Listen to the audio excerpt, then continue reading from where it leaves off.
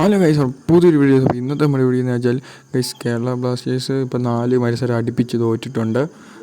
അതുകൊണ്ട് ഇപ്പം എല്ലാവരും ഫാൻസ് എല്ലാം പറയുന്നു ഇപ്പം ഡേവിഡ് കറ്റാലെ ഒഴിവാക്കണമെന്നൊക്കെ പറഞ്ഞിപ്പം കുറേ ന്യൂസും അപ്ഡേറ്റൊക്കെ വന്നിട്ടുണ്ട്.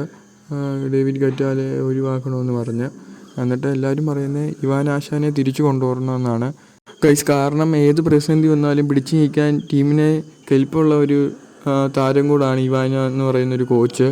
നമുക്കെല്ലാവർക്കും അറിയാവുന്നതാണ്. ഇതിലും മോശം സിറ്റുവേഷനിൽ നമ്മളെ കൈപിടിച്ച് ഉയർത്തിയൊരു കോച്ചും കൂടാണ്. എന്തായാലും എല്ലാവരും ഇപ്പം പറയുന്നത് ഡേവിഡ് കറ്റാലെ കളയണമെന്ന്. ഗൈസ്, ഫുള്ള് കുറ്റവും ഡേവിഡ് കറ്റാലയുടെ മേലെ അടിച്ചേൽപ്പിക്കാൻ പറ്റത്തില്ല. കാരണം മാനേജ്മെൻറ്റ് അതുപോലെ പ്ലേയേഴ്സിനെയാണ് ഡേവിഡ് കറ്റാലയ്ക്ക് കൊടുത്തിട്ടുള്ളത്. ഇതൊക്കെ ഡേവിഡ് കറ്റാലിനെ കൊണ്ട് പറ്റത്തുള്ളൂ ഗൈസ്.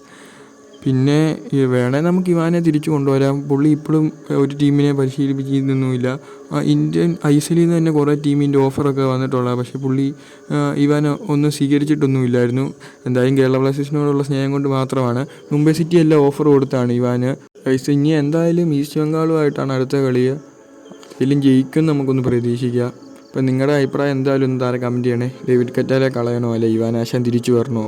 എല്ലാവരും നിങ്ങളുടെ അഭിപ്രായം എന്തായാലും ഒന്ന് താഴെ കമൻറ്റ് ചെയ്യണേ.